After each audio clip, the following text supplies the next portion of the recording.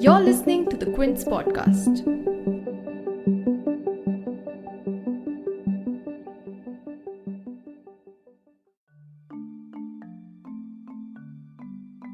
Protests over the Hathras Gangrape case are transcending beyond India's streets to becoming a global outrage. From New York to Berlin, students, Dalit activists and members of the Indian diaspora are joining in with Bhim and Dalit Lives Matter slogans for the 19-year-old Dalit victim who succumbed to injuries on 29 September. But as the call for justice gets louder, the investigation gets muddier. Right from the beginning, as the UP police have been drawing public ire for mishandling the case, they had been claiming that no rape had taken place. However, contrary to the police's claims, the medicolegal certificate from AMU's Jawaharlal Nehru Medical College and Hospital, where the victim was first admitted, notes that there were quote-unquote signs of use of force. But this wouldn't be the first discrepancy in the case. Are the UP police trying to discount rape allegations? While the state police are pushing the no-rape narrative, the UP government is pushing for a narco test, not just on the accused but the family of the victim as well, to see if they're lying. But what does the Supreme Court say about narco tests, and what legal recourse is available for the victim's family now? You're tuned in to The Big Story, the podcast where we dissect the headline-making news for you. And I'm your host, Shalbari. The no-rape claim has been reiterated by the UP police not once but several times by several ranks of officers. But each of those claims have raised only more doubts around the investigation. In the previous 2 episodes of The Big Story, we've talked about the several disparities that have come up so far in the police's claims. If you missed those episodes, you can check them out in the show notes. But coming to the recent reports on the findings of AMU's medico-legal certificate, the facts of the report seems to refute the police's version even further. The relevant portion of the report under the Sexual Assault Forensic Examination section prepared by the medical college reads, and I'm quoting a line, quote, "On the basis of the local examination, I am of the opinion that there are signs of use of force. However, opinion regarding penetrative intercourse is reserved pending availability of FSL reports." End quote. As a report on The Wire points out, this is in line with the Union Health Ministry's protocol for medical examination of victims of sexual assault.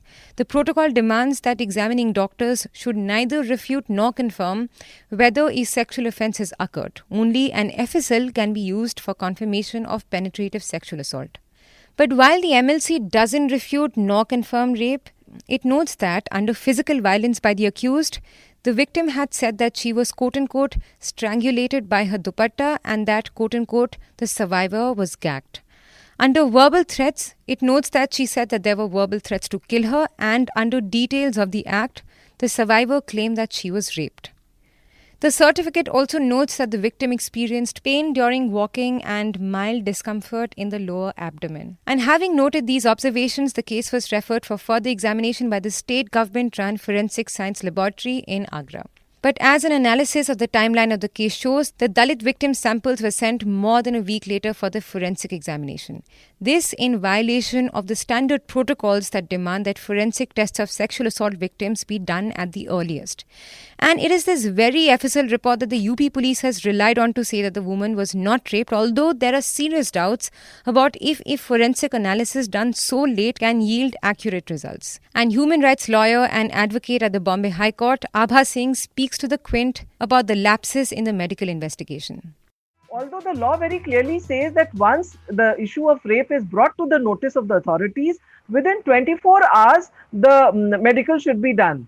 But in this case, I am told that the forensics was done on 25th of, and that is why maybe when the forensic report now comes, it says that presence of semen is not found. And but again, an issue is very clear, because there are Supreme Court guidelines in the case of state of UP versus Babulnath, that in case the private parts are not injured or there are no seminal stains found, that does not mean that rape has not taken place.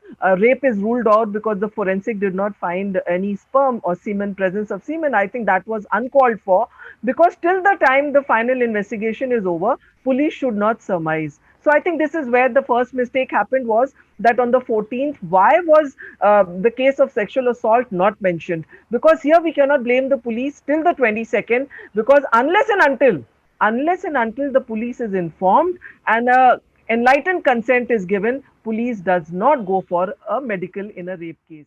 But beyond the callousness and the delinquent attitude of the police, what is more shocking is that just like the ongoing Sushant Singh Rajput case, this case too is fast heading towards a battle of perception and conspiracy theories rather than a pursuit of facts, courtesy political spectators. It's not just the UP police who are asserting the no rape claims. Even BJP functionaries are attempting to sway the narrative that way. In a blatant violation of laws that prohibit anybody from identifying a sexual assault victim on public platforms, BJP IT cell head Amit Malviya tweeted a video clip revealing the face of the victim, seemingly backing the narrative that the Dalit victim was not raped and that it's a case of physical assault leading to death. But this video coincides with two things. One, this video comes as the Yogi Adityanath government officially denied rape and claimed that it was more of a conspiracy to push the state into a caste turmoil. And two, this video also comes right around the time when the UP government announced for polygraph and narco tests to be conducted on everybody linked to the case, including the accused, the police, and even the victim's family. And this has raised questions about why does the UP government want narco analysis test of the victim's family? Is the probe following conspiracy allegations over the victim's dying declaration, which alone can form the basis of a rape investigation?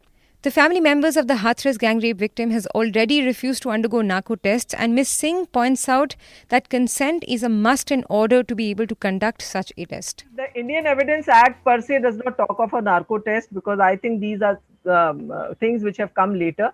But there have been a couple of Supreme Court orders which clearly say that narco evidence should be done of the accused. But what is important is that the consent is a must.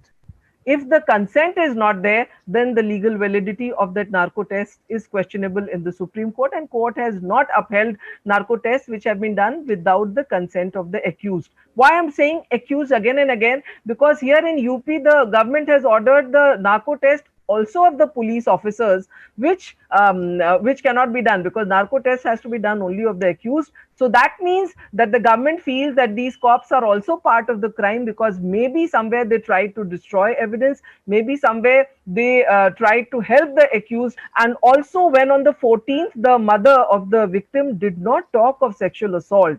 So that is what is going to be investigated. But of course, as a criminal lawyer, as a lawyer who's handled such cases, I've seen that a lot of time people don't come forward and complain of rape because of the stigma attached with it and also because they are scared. You cannot be compelled to be a witness against your own self. So there is where the narco analysis is questioned, that unless and until consent is there, nobody can force you to give to be a witness against your own self or give statement against your own self.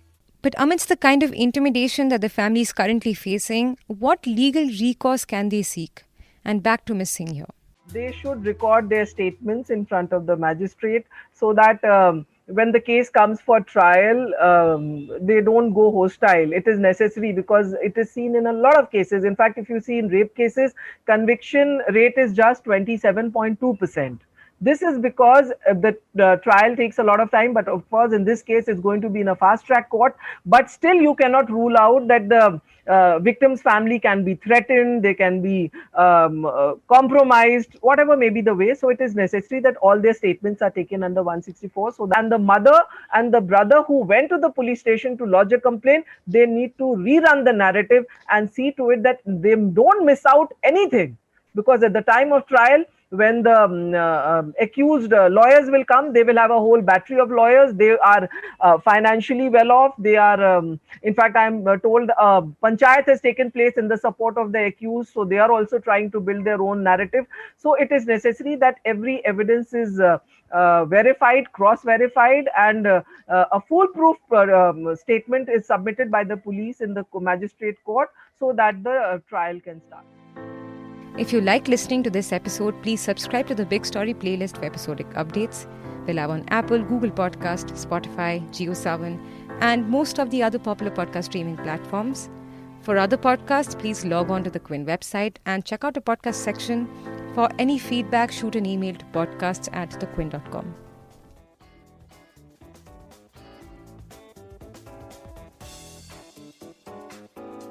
Thanks for listening. Log on to the Quint's website and check out our other podcasts.